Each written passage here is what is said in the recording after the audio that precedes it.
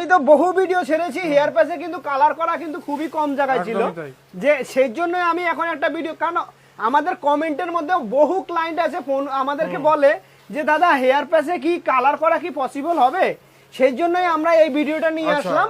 Hair প্যাচে colour করা possible হবে সেটা আমরা দেখানোর জন্য।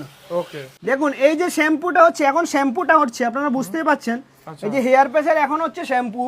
আচ্ছা, কালার করার পর শ্যাম্পু ডাইরেক্ট দিলে উঠবে না তো? না না, কি কেন উঠবে, কোনো উঠার কোনো চান্সে নেই। আচ্ছা, হেয়ারটা ওয়াশটা তো করতে হবে, কারণ কালারটা করলে তো একটা হাইলাইট কালার মানে হলো আপনার 40 ডেভেলপার ইউজ করতে হয়, কারণ আপনারা তো জানেনই হাইলাইট কালার করা মানে হেয়ারটা একটু মানে রাফ হয়, সেই জন্য ওই রাফনেসটাকে কাটানোর জন্য আমরা আবার এটার উপরে স্মুথ শ্যাম্পু স্মুথ মাস্ক দিয়ে আমরা এটাকে ক্লিন করে নিচ্ছি। দেখুন এই যে স্যারের যে এই যে পোরশনটা আছে আপনারা দেখতে পাচ্ছেন যে কেমন লাগছে। আমরা যখনই হেয়ারটা লাগিয়ে দেবো, যেটার মধ্যে আমরা হাইলাইট করেছিলাম আপনাদেরকে দেখালাম, এটা হলো সেই হাইলাইট।